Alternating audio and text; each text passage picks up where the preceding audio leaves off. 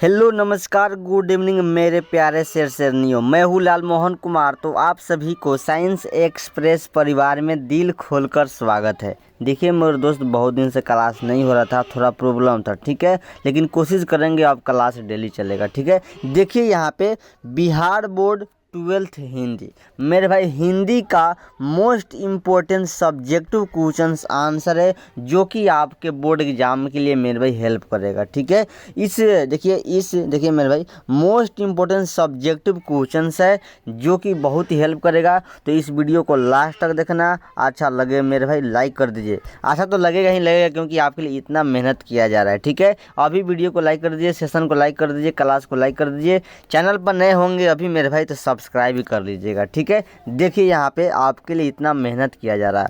आप लोग कमेंट था कि सर नाम क्या है। मेरा नाम लाल मोहन कुमार, आप लोग जानते हैं। और मैं कहाँ से रहने वाला, मोतिहारी से। ये तो आप लोग जान रहे हैं, ठीक है। देखिए PDF नोट्स मिल जाएगा आपको व्हाट्सअप ग्रुप, ठीक है। यहाँ पे 62 043 78 72 पर व्हाट्सअप मैसेज कीजिएगा, फ़ोन मत कीजिएगा, ठीक है एकदम। टेलीग्राम चैनल साइंस एक्सप्रेस जरूर ज्वाइन होइएगा, ठीक है। वहाँ पे क्विज होता है रोज़ रात 9 बजे, लेकिन थोड़ा इधर नहीं हो रहा है, कोशिश करेंगे अब पर डे होगा, ठीक है। चलिए देखिए यहाँ पे मेरे भाई जो कि मोस्ट इम्पोर्टेंट क्वेश्चंस आंसर है हिंदी का, मेरे भाई बिहार बोर्ड का, ठीक है एकदम। इस मोस्ट इम्पोर्टेंट को, वेरी इंपॉर्टेंट क्वेश्चंस को कॉपी में नोट कर लीजिएगा या स्क्रीनशॉट भी ले सकते हैं, ठीक है। चलिए देखिए यहाँ पे फर्स्ट प्रश्न है मेरे भाई। देखिए जो कि एक एक करके देखेंगे और एक एक करके सभी को समझेंगे। देखिए क्वेश्चन देखने से नहीं मेरे भाई, दिमाग में छप जाने से मतलब है, ठीक है। देखिए और इसमें से मेरे भाई ऑब्जेक्टिव भी कहाँ कहाँ से पूछ देता है, ये भी आपको बताएंगे बीच बीच में, ठीक है। देखिए यहाँ पे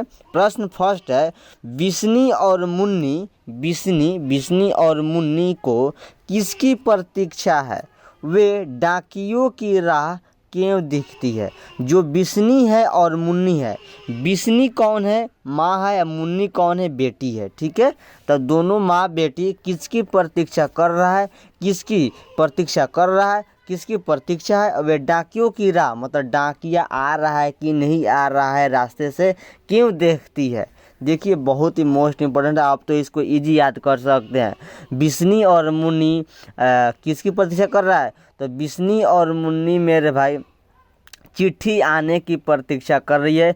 चिट्ठी आने की, किसकी चिट्ठी, तो उनका बेटा जो था बर्मा में लड़ने गया था, सिपाही मानक है। क्या नाम था, मानक। बहुत इजी है याद करना मेरे भाई, सटीक से याद हो जाएगा, ठीक है। मानक है जो सिपाही है, जो कि बर्मा में लड़ने गया है, उसी की चिट्ठी का इंतजार कर रहा है माँ और बेटी। बिस्नी माँ है, मुन्नी बेटी है, ठीक है। मुन्नी अपने भाई के चिट्ठी का इंतजार कर रही है, बिस्नी अपने पुत्र का चिट्ठी का इंतजार कर रही है। इसलिए देखती है, डाकिया की राह देखती है कि डाकिया हमारे घर की ओर आ रही है, मतलब आ रहा है कि नहीं आ रहा है। तो मानक की चिट्ठी का इंतजार करें। हो गया, याद हो गया आपको मेरे भाई। आइए थोड़ा डिटेल से देख लेते हैं, ठीक है। देखिए आंसर में लिखिएगा, बिस्नी को अपने पुत्र सिपाही की प्रतीक्षा है, ठीक है। बिस्नी को अपने पुत्र सिपाही की प्रतीक्षा है। सिपाही कौन है, मानक है। वे डाकियों की राह चिट्ठी आने को देखती रहती है, मतलब डाकिया की राह देखती है कि चिट्ठी आ रहा है, डाकिया लेकर आ रहा है, ठीक है, देखती रहती है। क्योंकि उसने पिछले चिट्ठी में लिखा था कि वह बर्मा के लड़ाई पर जा रहा है। माँ और बेटी किसी अनिष्ट की शंका के कारण चिट्ठी का इंतजार करती रहती है। किसकी चिट्ठी का इंतजार करती रहती है, सिपाही की, मानक की, जो कि वह बर्मा में लड़ने गया है। ऑब्जेक्टिव आपसे यहाँ पे पूछेगा मेरे भाई, सिपाही की माँ में मानक कहाँ लड़ने गया है, बर्मा में, या पूछ देगा कि सिपाही की माँ के पाठ में, सिपाही की माँ के एकांकी में कहाँ पर लड़ाई हो रहा है, तो बर्मा में लड़ाई हो रहा है, ठीक है। जो कि यहाँ पे था कि वह बर्मा की लड़ाई पर जा रहा है, ठीक है। तो यहाँ से ऑब्जेक्टिव भी बनेगा, सब्जेक्टिव भी बनेगा, ठीक है। बहुत ईजी है। बिस्नी और मुन्नी को किसकी प्रतीक्षा है, तो मेरे भाई मानक की चिट्ठी की प्रतीक्षा है, सिपाही की प्रतीक्षा है, चिट्ठी की प्रतीक्षा है, ठीक है। हाँ बस याद हो जाएगा, बहुत ईजी है। चलिए स्क्रीनशॉट लीजिए इसको या कॉपी में नोट कीजिए। सेकंड प्रश्न है, चंपारण क्षेत्र में बाढ़ के कारण क्या है। चंपारण क्षेत्र, जो कि मैंने इसी चंपारण से बिलोंग करता हूँ, मतलब पूर्वी चंपारण से मैं बिलोंग करता हूँ, ठीक है, मोतिहारी जिला से, पूर्वी चंपारण से। और पूर्वी चंपारण और पश्चिमी चंपारण दोनों मिलाकर एक ही बात है, ठीक है। पश्चिमी चंपारण में बेतिया जिला पड़ता है, जो कि पूर्वी चंपारण में मोतिहारी जिला पड़ता है, ठीक है। देखिए चंपारण क्षेत्र में बाढ़ के कारण क्या है, ठीक है मेरे भाई, आइए इसको डिटेल से समझते हैं। आंसर में लिखिएगा, चंपारण के क्षेत्र में बाढ़ का प्रमुख कारण जंगलों की कटाई है। देखिए मेरे भाई, मैं आपको समझाने में थोड़ा टाइम लग सकता है, ठीक है, लेकिन आपको ऐसा समझाऊंगा मेरे भाई कि कभी नहीं भूलेंगे, ठीक है। हाँ, तो आप लोग वीडियो को लास्ट तक बने रहिएगा, नहीं तो बीच में छोड़कर भाग जाइएगा तो आप ही लोगों का ही मेरे भाई घाटा होगा, हमारा थोड़ा घाटा होगा। हम तो मेहनत कर रहा हूँ पसीना मतलब इतना पसीना गिरा रहा हूँ आपके लिए, PDF बना रहा हूँ और समझा रहा हूँ, ठीक है। तो आप लोग का ऊपर डिपेंड है मेरे भाई, ठीक है। देखिए चंपारण के क्षेत्र में बाढ़ का प्रमुख कारण जंगलों की कटाई है। खास तो आप लोग जान ही रहे होंगे मेरे भाई कि जंगल कट जाएगा तो मेरे भाई बाढ़ का प्रमुख कारण बन जाएगा, ठीक है। तो ये एक हिंट लगा सकते हैं, या कोई भी चंपारण हो मेरे भाई, कोई भी चंपारण हो, अगर आपसे पूछे बिहार में बाढ़ का कारण क्या है, चंपारण ही छोड़िए ना मेरे भाई, अगर पूछे बिहार में बाढ़ का कारण क्या है तो यही बात लिखेंगे कि बिहार के क्षेत्र में, यहाँ चंपारण है ना, बिहार के क्षेत्र में बाढ़ का प्रमुख कारण जंगलों की कटाई है, बस। और अगर वहीं चंपारण लगा दिया तो लिखेंगे चंपारण के क्षेत्र में बाढ़ का प्रमुख कारण जंगलों की कटाई है। यहाँ बहने वाली मसान सिकरहाना। आप लोग कहेंगे सर मसान सिकरहाना का मतलब क्या होता है। देखिए मसान का मतलब वह जो मुर्दा फूंका जाता है, जो दफनाया जाता है, जैसे कि गंगा तट के। देखिए मसान का मतलब होता है मुर्दा जहाँ पे फूंका जाता है, ठीक है, मतलब दफनाया जाता है। और सिकरहाना क्या है मेरे भाई, तो चंपारण की एक आपका गंडक नदी है, क्या है, गंडक नदी है, उसी नदी को किनारे मसान को दफनाया जा रहा है। वहीं यहाँ पे हिंट है, मसान सिकरहाना मतलब मसान दफनाया जा रहा है, मुर्दों को दफनाया जा रहा है नदी के, गंगा नदी के तट पे, ठीक है। तो आप लोग वहाँ पे समझिएगा, ठीक है। हाँ, तो यहाँ बहने वाली मसान सिकरहाना, जैसे कि गंगा नदियों के तट पर विशाल वन क्षेत्र भरे पड़े थे। मतलब चंपारण के क्षेत्र में मेरे भाई जो आपका मसान सिकरहाना यानी गंगा नदी के तट पे जो विशाल बड़ा विशाल मतलब बड़ा वन, बड़ा मतलब जंगल भरे पड़े थे। इस वनों को मनुष्य ने अपनी भोग यानी खाने पीने के लिए, भोग विलास वसुंधरा के लिए काटना शुरू किया, जिसके कारण बाढ़ का प्रकोप बढ़ता चला गया। आप लोग जानेंगे पेड़ का कटाई होगा, जहाँ पे पेड़ भाड़ा पड़ा है, पेड़ अधिक है, वन है, जंगल है, अगर उसको काटेंगे तो मेरे बाढ़ का कारण बन जाएगा। बहुत ही ये तो आप लोग आम बात है, आप लोग तो बचपन में ही याद किए होंगे, ठीक है। तो भारी बात थोड़ी ना है, स्क्रीनशॉट लीजिए, नोट कीजिए कॉपी में या, ठीक है। चलिए आगे देखिए, आपके सामने आ गया 3 नंबर। 3 प्रश्न मेरे भाई, नारी की पराधीनता कब से प्रारंभ हुई। नारी मतलब क्या होता है आप लोग मैं समझा लूँ, या आप लोग जानते होंगे स्त्री होता है, ठीक है। तो नारी की पराधीनता कब से प्रारंभ यानी शुरू हुई। तो आप लोग जानते हैं कि जब कृषि का आविष्कार हुआ था, जिस समय कृषि का मतलब आविष्कार हुआ था, खोज हुआ था, उसी समय नारी घर में रहती थी और जो पुरुष था वह बाहर कमाता था, मेहनत करता था, पसीना गिराता था। तो वहीं से शुरू हुआ था। आइए इसको हम डिटेल समझते हैं। जो मैंने हिंट बता दिया तो आप लोग को याद ही हो गया होगा कि कृषि का आविष्कार हुआ था उसी समय से, ठीक है। देखिए नारी की पराधीनता कब से प्रारंभ हुई, डिटेल से हम समझते हैं उसको, ठीक है। देखिए आंसर में लिखिएगा, जब मानव जाति ने कृषि का आविष्कार किया तो नारी घर में और पुरुष बाहर रहने लगा था।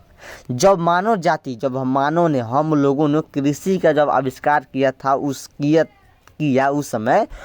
समय नारी घर में और पुरुष बाहर रहने लगा था, जहाँ से जिंदगी 2 टुकड़ों में बट गई,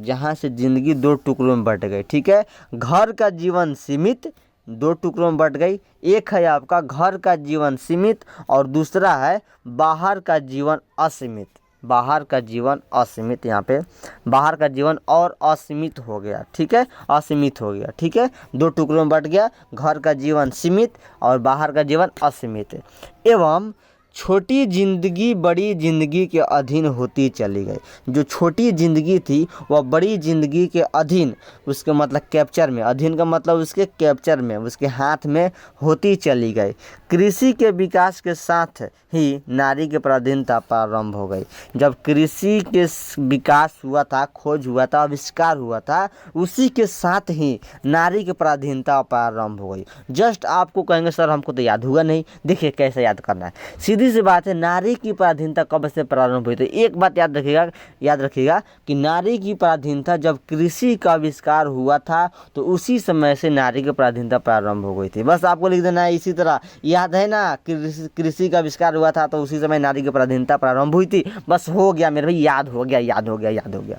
कैसे याद हो गया देखिए आपको समझाते हैं। लिखिएगा, जब मानव जाति ने कृषि का आविष्कार किया था तो उसी समय से नारी की पराधीनता प्रारंभ हो गई थी। अपने भाषा में लिखिएगा, छोड़िए ना यहाँ पे छोड़िए, अपने भाषा में लिखिएगा, ठीक है। हाँ, और उसी समय ने जिंदगी दो टुकड़े में बट गई। एक जो घर में रहता था उसका सीमित, जो बाहर रहता था असीमित। नारी को घर में रखा जाता था और पुरुष को बाहर रखा जाता था। आप और लगा सकते हैं, नारी को घर में काम करने का अधिकार मिला था और पुरुषों को बाहर काम करने का अधिकार मिला था। बस यहाँ पे छोड़िए, इसको छोड़िए, डिटेल से दिमाग में छापिए मेरे भाई, नोट कीजिए। चलिए स्क्रीनशॉट लीजिए, आगे बढ़िए। चलिए इस पर क्या कीजिए, अभी के अभी वीडियो को लाइक कर दीजिए, सब दोस्तों के पास शेयर कीजिए। देखिए आप लोग बहुत कोई शेयर नहीं करते हैं, आप लोग हम लगता है हमसे प्यार नहीं करते हैं इसलिए शेयर नहीं करते हैं, ठीक है। शेयर कीजिए। और अगर आप अभी नए हैं, हमको अभी नए इस वीडियो को देख रहे हैं, नए चैनल पे हैं, सब्सक्राइब कर लीजिए क्योंकि आपके लिए इतना मेहनत किया जा रहा है। PDF नोट्स मिल जाएगा 62 043 17 8 72 पर। फ़ोन मत कीजिएगा, व्हाट्सअप मैसेज कीजिएगा, ठीक है। देखिए चौथा प्रश्न आपके सामने मेरे भाई, जो कि बहुत ही शानदार प्रश्न है, सभी के सभी मोस्ट इंपॉर्टेंट है आपके एग्जाम के लिए। देखिए, उसने कहा था कहानी का केंद्रीय भाव क्या है, स्पष्ट करें। देखिए मेरे भाई, जो आपका उसने कहा था क्या है, देखिए यहाँ से सीधे आपका ऑब्जेक्टिव बनेगा कि उसने कहा था किस विद्या की रचना है, मतलब किस विद्या की रचना है, मतलब उसने कहा था क्या है। तो मेरे भाई उसने कहा था आपका क्या है, कहानी है, यहाँ से ऑब्जेक्टिव बन जाएगा। तो ऑब्जेक्टिव 1 नंबर छोड़िएगा मत, ठीक है। हाँ देखिए, तो सीधी सी बात है मेरे, याद रखिएगा कि उसने कहा था कहानी के कहानीकार या लेखक कौन है। तो मेरे भाई चंद्र शर्मा गुलेरी जी नहीं है। तो चंद्र शर्मा गुलेरी जी ने एक जो आपका लहाना सिंह है, लहाना सिंह के बारे में चरित्र चित्रण किए गए हैं। लहाना सिंह एक निश्चल प्रेम में फंस गए थे, जो उनके प्रेमों को कहानी को दर्शाया गया है, जो कि लहाना सिंह ने एक लड़की से प्यार करते थे और उनसे बार बार क्वेश्चन करते थे कि तेरी कुड़माई हो गई। वह लड़की बार बार धत कहकर चली जाती थी। बस मेरे भाई हो गया केंद्रीय भाव, मतलब केंद्रीय भाव इसका सेंट्रल मोल क्या है, इसका केंद्रीय भाव क्या है, मतलब इसमें क्या मतलब महत्व है, क्या महत्व है, ज़्यादा रिपीट इसमें क्या है, बस हो गया। तो ज़्यादा रिपीट तो वही ना है, लहाना सिंह और सूबेदार हजारा सिंह और सूबेदारनी के बारे में। आइए इसको डिटेल से समझते हैं और इसको हम लोग समझते हैं। देखिए आंसर है, उसने कहा था कहानी के कहानीकार चंद्रधर शर्मा गुलेरी जी ने। देखिए उसने कहा था कहानी को कहानीकार कौन है, उसने कहा था कहानी को लेखक कौन है, तो चंद्रधर शर्मा गुलेरी जी हैं। तो उसने कहा था कहानी के कहानीकार चंद्रधर शर्मा गुलेरी जी ने लहाना सिंह के निश्चल प्रेम की कहानी को दर्शाया है, ठीक है एकदम मेरे भाई। लहाना सिंह के प्रेम को कहानी को बताया गया है, जो कि चंद्रधर शर्मा गुलेरी जी ने इस पाठ में बताए हैं। लहाना सिंह ने उस लड़की से बचपन में कई बार एक ही सवाल पूछा करते थे। वह कौन सा सवाल पूछा करते थे मेरे भाई, तो वह सवाल पूछते थे, तेरी कुड़माई हो गई, तेरी कुड़माई हो गई। तो वह लड़की क्या बोलती थी, और वह लड़की धत कहकर दौड़कर भाग जाती थी। धत कहकर, धत धत धत। देखिए इससे यह साफ प्रतीत होता है कि लहाना सिंह के दिल में उस लड़की के लिए प्रेम था, और वह प्रेम निश्चल इसलिए था क्योंकि लहाना सिंह ने उस लड़की के द्वारा दिए गए वचन को अपना वचन समझकर निभाया। बाद में जो सूबेदारनी थी, लड़की थी, वो बोला था मेरे पुत्र को ज़रूर बचाना, जो लड़ाई में उनका पति सूबेदार हजारा और उसका पुत्र गया था, ठीक है। और उसका पुत्र का नाम क्या था आपको कमेंट में बताना, ठीक है। उसके पुत्र का नाम क्या था आपको कमेंट में बताना है, ठीक है। सूबेदारनी के पुत्र का नाम क्या था कमेंट में बताना है। तो वहीं पे जो लड़ाई करने गया था तो उसको पुत्र को बचाया था, कौन बचाया था? लहना सिंह ने बचाया था। बहुत ज़्यादा नहीं लिखिएगा, ज़्यादा मत लिखिएगा, इतना ही लिख देंगे मेरे भाई, आपको जरूर फुल मार्क्स, ठीक है, पूरा का पूरा मार्क्स देगा, एक भी कम नहीं करेगा, ठीक है। तो उम्मीद है कि आप लोग समझ गए होंगे कि लहना सिंह के प्रेम कहानी को दर्शाया गया है, जो कि उसने कहा था कहानी में। चंदन शर्मा गुलेरी जी ने लहना सिंह के बारे में प्रेम निश्चल कहानी को बताया है, जो कि वहाँ पे लहना सिंह ने लड़की से बार बार सवाल करते थे, क्या करते थे? तेरी कुड़माई हो गई, बस हो गया। एक ऑब्जेक्टिव यहाँ से पूछेगा मेरे भाई, ऐसा पूछेगा तेरी कुड़माई हो गई किस कहानी का प्रश्न है, ऐसा पूछ देता है आपसे, ठीक है। तो कैसा हो जाएगा? उसने कहा था, तो ये है, याद कर लीजिएगा, ठीक है। हाँ, देखिए 5वां प्रश्न, देखिए आपके सामने बहुत ही शानदार प्रश्न है, ये भी प्रश्न में है। देखिए प्रश्न है, विद्यार्थियों को राजनीति में भाग क्यों लेना चाहिए? विद्यार्थियों, जैसे कि आप लोग पढ़ रहे हैं, विद्यार्थी है, ठीक है, या हम लोग भी विद्यार्थी थे, ऐसा बात नहीं, हम लोग भी विद्यार्थी थे। तो हम लोग को, विद्यार्थियों को, सभी को, आप लोगों को, सभी को राजनीति में भाग क्यों लेना चाहिए? क्या आपको रोचक लग रहा है? जो कि बहुत इंपॉर्टेंट है। आप लोग कहेंगे विद्यार्थियों को राजनीति भाग क्यों लेना चाहिए, ये तो आप लोग अपने दिमाग से भी लिख सकते हैं, अपने दिमाग से लिख सकते हैं कि हम लोगों यानी विद्यार्थियों को, हम लोगों को राजनीति में भाग क्यों लेना चाहिए। बस आइए इसको डिटेल समझते हैं, डिटेल से आंसर लिखिएगा। देखिए यहाँ पे, विद्यार्थी अपने देश के लिए कर्णधार होते हैं, कर्णधार, कर्ण अर्जुन का मेरे भाई बाण तीर, ठीक है। हाँ, तो विद्यार्थी अपने देश के लिए कर्णधार होते हैं। आने वाले समय में उन्हें देश की बागडोर अपने हाथों में लेनी है। बागडोर मतलब, डोर मतलब देश को संभालना है, अपने हाथों में संभालना है। वह अपने देश पर दुराचार करे या अच्छा करे, या आप लोग विद्यार्थी हैं, कोई इसी में से आतंकवाद बन जाएंगे और अपने ही देश में मतलब इसी करेंगे, अटैक करेंगे मेरे भाई, तो क्या होगा? दिक्कत नहीं होगा। हाँ, देखिए, तो विद्यार्थी बागडोर है, ठीक है। उन्हें देश की बागडोर अपने हाथों में लेनी है, उन्हें देश की समस्याओं और सुधार में हिस्सा लेना है। देश को जो देश की समस्या है और उसमें जो सुधार करना है, उसमें हिस्सा लेना है, भाग लेना है। और देश के विकास के लिए विद्यार्थियों को राजनीति में भाग लेना चाहिए, ठीक है। देश को डेवलपमेंट करने के लिए, विकास करने के लिए मेरे भाई आपको राजनीति में, पॉलिटिक्स में भाग लेना चाहिए, क्योंकि सत्ता राजनीति के हाथ में होती है। देखिए, मैं आपको बता दूं कि आप लोग पढ़ाई के साथ साथ राजनीति में रहना चाहिए, ये ना कि फुल टाइम राजनीति में ही रहे, तो पढ़ाई गोल हो जाएगा, ठीक है। तो पढ़ाई कीजिए, थोड़ा मोड़ा राजनीति में भी रहिए, देश को सुरक्षा कीजिए, ठीक है। देखिए, छात्र जीवन में विद्यार्थी को पढ़ने के साथ साथ, देखिए यहाँ पे, छात्र जीवन में विद्यार्थी को पढ़ने के साथ साथ अन्य सामाजिक कार्यों को भी देखना चाहिए। वह अपने समाज में जो पढ़ रहा है, साइड में कोई अन्य सामाजिक कार्यों में भी देखना चाहिए क्या हो रहा है। जैसे कि आपको यहाँ पे चल रहा है, दशहरा आएगा तभी, जैसे कि अभी चल रहा है, क्या चल रहा है, जन्माष्टमी चल रहा है, आज जन्माष्टमी है, तो आप सभी को हैप्पी जन्माष्टमी, कृष्ण भगवान को आज जन्म दिवस है। Thank you so much, thank you, ठीक है। हाँ, क्लास लेने से पहले मिस्टेक कर गया था, ठीक है। और आप सभी को 5 सितंबर को हैप्पी टीचर डे, ठीक है मेरे भाई। वो थोड़ा क्लास नहीं हो पाया था उस दिन, इसलिए विश नहीं हो पाया, ठीक है, सॉरी। इसलिए कोई बात नहीं, आपको तो कम्युनिटी पोस्ट में पोस्ट किए थे, ठीक है। चलिए, हाँ, तो पढ़ने के साथ साथ अन्य सामाजिक कार्यों में भाग देखना चाहिए, भाग कार्यों को भी देखना चाहिए, ठीक है। विद्यार्थियों में नई नई ऊर्जा होती है। अगर आप लोग विद्यार्थी हैं, नौजवान हैं, आप लोग में ऊर्जा फुल भरा हुआ है, मारधार करने में तो तेज होंगे, हम जान रहे हैं, ठीक है। इसलिए वह कोई भी काम को कर सकता है, ठीक है। आप लोग जुनून है, हमको करना है तो करना है, हमको 450+ नंबर लाना है, बिहार बोर्ड को फोड़ देना है, तो क्या है आपके भाई? जुनून है, कोई भी काम कर सकते हैं, ठीक है। नई नई ऊर्जा है आपके पास। बस आप तो समझ गए विद्यार्थियों को राजनीति में भाग क्यों लेना चाहिए, क्योंकि मेरे भाई ऊर्जा है हमारे शरीर में, हमको हर काम करने की ताकतवर है, ठीक है। हमको देश में भाग लेना चाहिए, देश में समस्याओं को सुधारना चाहिए, देश को डेवलपमेंट करना चाहिए, विकास करना चाहिए, ठीक है। हाँ, बस कुछ है याद करने के लिए। चलिए आगे देखिए, छठा प्रश्न है, भ्रष्टाचार की जड़ क्या है, जो कि मोस्ट इंपॉर्टेंट है ये भी प्रश्न मेरे भाई, ठीक है। भ्रष्टाचार नाम से सुने होंगे भ्रष्टाचार क्या है। भ्रष्टाचार से मतलब समझ लो भ्रष्ट युग है मेरे भाई, ठीक है। तो भ्रष्टाचार की जड़ क्या है, आइए इसका आंसर हम नीचे देखते हैं, ठीक है। देखिए भ्रष्टाचार का जड़ क्या है, आंसर लिखिएगा मेरे भाई। देखिए भ्रष्टाचार वर्ड आ गया, भ्रष्टाचार शब्द आएगा तो आप लोग छाप देंगे, बिना कहे छाप देंगे। भ्रष्टाचार नाम ही भ्रष्टाचार।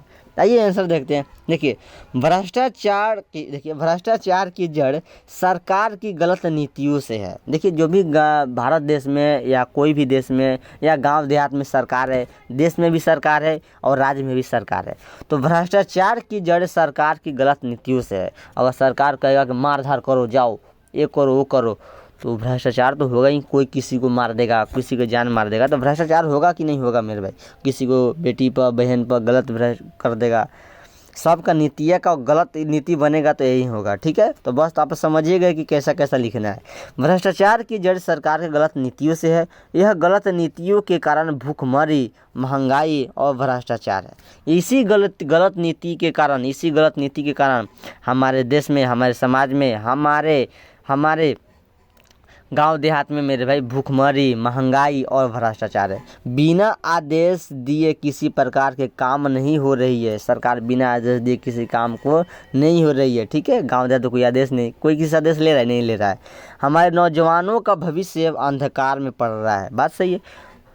जब आपका बिना आदेश से कोई काम नहीं हो रहा है, हम जैसे कि अभी मैं बता दूंगी, जैसे कानून लगा दिया है के पाठक जी ने, अब वो क्लास करना है तो करना है। सबसे पहले उनको पता करना चाहिए कि कौन सा बच्चा क्लास करेगा, कौन सा बच्चा क्लास नहीं करेगा। लेकिन सोचेगा तो एक तरह से अच्छा भी है और एक तरह से बुरा भी है, ठीक है। हाँ, लेकिन छोड़िए उस बात, सरकार का जो नियम लगा रहा है अपना। देखिए चारों तरफ भ्रष्टाचार फैला हुआ है। इसे दूर करने के लिए समाजवादी तरीकों से सरकार ऐसी नीतियां बनाइए जो लोक कल्याणकारी हो। मतलब इसको दूर करने के लिए समाजवादी तरीकों से सरकार को एक ऐसा नीति बनाना चाहिए जो कि लोक कल्याणकारी हो, ठीक है। तो भ्रष्टाचार की जड़ क्या है आप तो समझिएगा मेरे भाई, बहुत ही अच्छा क्वेश्चन है, ठीक है, जो कि बार बार पूछा जाता है, ठीक है। देखिए 7 देखिए इसको आप लोग क्या करेंगे, 360 के पावर या मेरे भाई 480 के पावर में देख सकते हैं। 360 पे देखिएगा, 360 पे आपको फ्रेश दिखाई देगा, ठीक है। देखिए 7वां प्रश्न है, बहुत ही शानदार मेरे भाई, वेरी वेरी इंपॉर्टेंट प्रश्न है जो कि बार बार पूछा जाता है। प्रश्न है, बातचीत के संबंध में बेन जॉनसन और एडिसन के क्या विचार है। बहुत ही शानदार लाजवाब क्वेश्चन है, जो कि यह क्वेश्चन मेरे भाई आपको बताऊं तो बहुत बार हर साल पूछ ही देता है, ठीक है। और बच्चा सब लेकर आता है, इसको लिख ही कर आता है, ठीक है। तो आइए सबसे पहले देखेंगे बातचीत के संबंध में बेन जॉनसन जी का और एडिसन जी का क्या राय है, ठीक है। तो सबसे पहले हम लोग देखेंगे बेन जॉनसन जी का, ठीक है। आंसर लिखिएगा यहाँ पे, आप लोग कह सकते हैं बेन जॉनसन जी क्या बोले थे, मनुष्य के रूप का साक्षात्कार होता है, मनुष्य को बोलने से सुंदरता का और कुरूपता का पता चलता है। और एडिसन जी क्या बोले थे, एडिसन जी बोले थे कि असल बातचीत सिर्फ 2 व्यक्तियों के बीच में हो सकता है। बस हो गया, यहीं से मेरे भाई ऑब्जेक्टिव पूछेगा जो कि बाद में बताएंगे, ठीक है। आंसर लिखेगा जैसे कि बेन जॉनसन का, तो बेन जॉनसन का यह कहना था कि बोलने से ही मनुष्य के रूप का साक्षात्कार होता है। देखिए थोड़ा वीडियो लंबा होगा, भागिए मत, मैं आपको डिटेल समझा रहा हूँ, ठीक है। हाँ, मनुष्य के रूप का साक्षात्कार होता है, ठीक है। कौन बोले थे, बेन जॉनसन जी बोले थे। बोलने से ही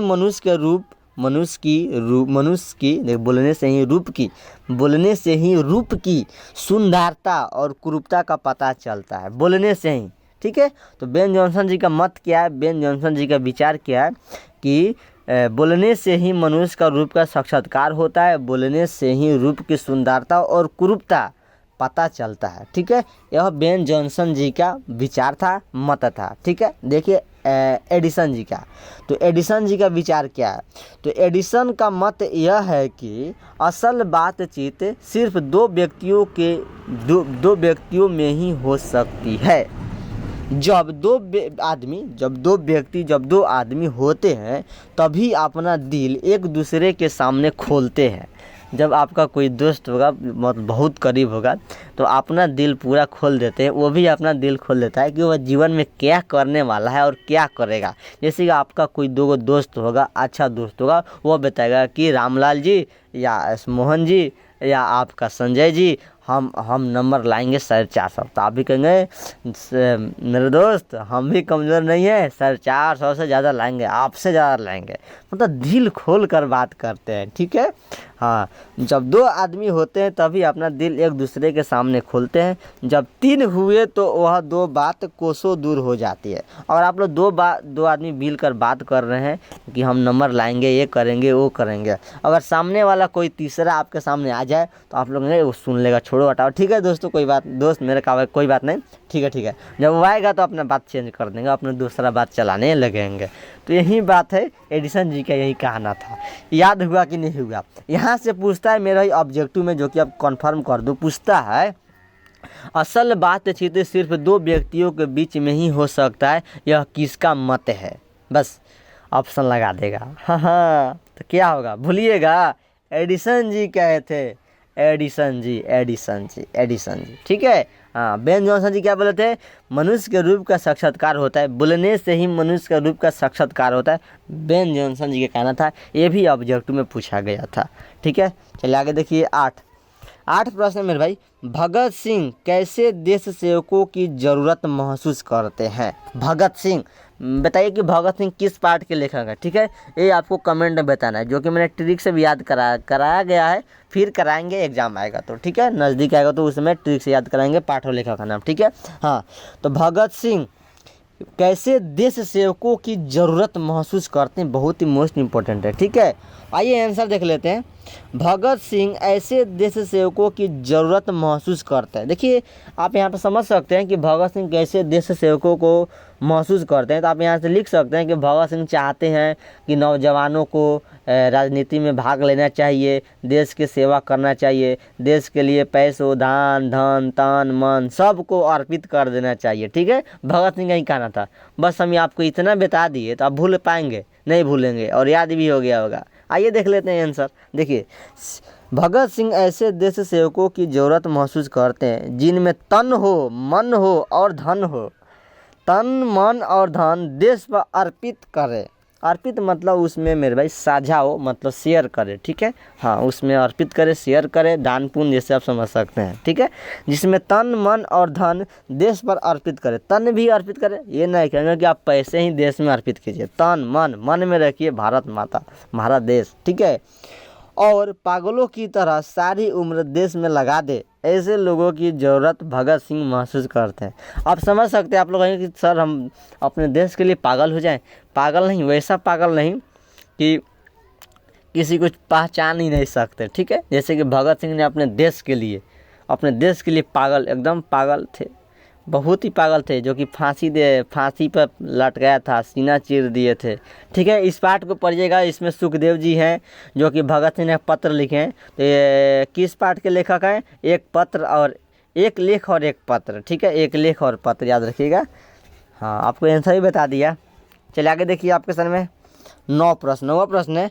भगत सिंह को विद्यार्थियों से क्या अपेक्षाएं है? यहाँ पे किया हो गया है मेरे भाई, यहाँ पे, ठीक है। यहाँ पे क्या किया होगा, वहाँ पे किया हो गया, सॉरी, ठीक है।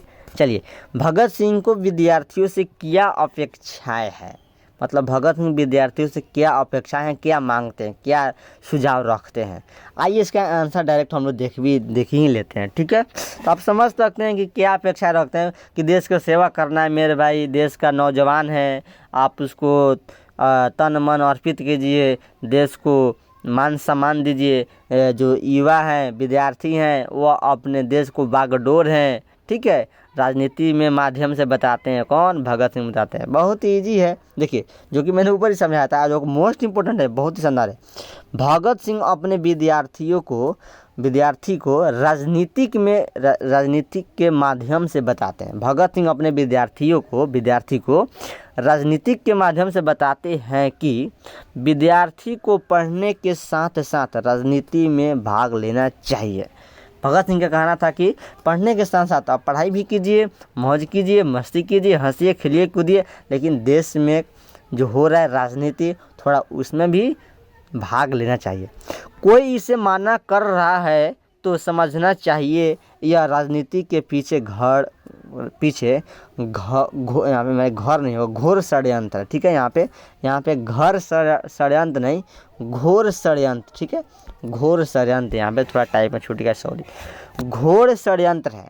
क्योंकि विद्यार्थी युवा होते हैं, उन्हीं के हाथ में देश की बागडोर है। मतलब उन्हीं के हाथ में देश चलेगा, उन्हीं के हाथ में देश का बागडोर है, डोरा है, रस्सी है। ठीक है, भगत सिंह विद्यार्थी से यही अपेक्षा करते हैं। ठीक है मेरे भाई, आप समझ गए। जस्ट मैंने ऊपर समझाया था कि भगत सिंह क्या करना चाहते हैं, राजनीति के माध्यम से बताना चाहते हैं कि विद्यार्थी को राजनीति में भाग लेना चाहिए, देश को सेवा करना चाहिए। ठीक है, हाँ, कोई उसको मानना कर रहा है कि राजनीति में भाग मत लो, तो समझना चाहिए कि उसके राजनीति के पीछे घोर षड्यंत्र है। ठीक है, हाँ, क्योंकि विद्यार्थी युवा होते हैं, जवान होते हैं। ठीक है, समझ गए। चलिए आगे देखिए, 10वां प्रश्न है मेरे भाई, जो कि बहुत ही शानदार प्रश्न है। ठीक है, और लास्ट प्रश्न है। ठीक है, आप लोग वीडियो को लास्ट देखिए। सभी के सभी कॉपी में नोट कर रहे हैं या स्क्रीनशॉट लीजिए, या तो PDF तो भेज देंगे, PDF भेजेंगे 62 043 17 8 72 पर। फ़ोन मत कीजिएगा, व्हाट्सअप मैसेज कीजिएगा, मिल जाएगा। ठीक है, और ग्रुप में भेज देंगे, व्हाट्सअप ग्रुप में ज्वाइन कर देंगे, वहाँ पे मिल जाएगा, टेलीग्राम पर भी मिल जाएगा। 10वां प्रश्न है, धांगड़ शब्द का क्या अर्थ है। बहुत ही शानदार प्रश्न है, धांगड़ शब्द का अर्थ क्या है। तो मैं आपको समझा दूं इजी भाषा में। धांगड़ शब्द एक क्या है मेरे भाई, ओराव भाषा है। क्या है ये? आपका ओराव भाषा है, जो कि मजदूर, भाड़े पर काम करता है, जो एक आदिवासी है। ठीक है, क्या है? आदिवासी है। और वह आदिवासी मेरे भाई बहुत ही मेहनती होता है, बहुत ही मजबूत होता है, और उनका जीवन खुशी बहुत ही पूर्वक बीतता है। ठीक है, हाँ, आइए इसको समझ ही लेते हैं अच्छे से। ठीक है, देखिए, धांगड़ शब्द का अर्थ, यहाँ पे धांगड़ शब्द का अर्थ ओराव भाषा में है। ठीक है, धांगड़ शब्द कैसा भाषा है? ओराव भाषा में है, जिसका अर्थ होता है भाड़े का मजदूर। धांगड़ एक आदिवासी जाति है। ठीक है, जिसका अर्थ क्या होता है? भाड़े का मजदूर, मतलब वो मजदूर भाड़ा पर कमाता है। ठीक है, भाड़ा पर कमाता है।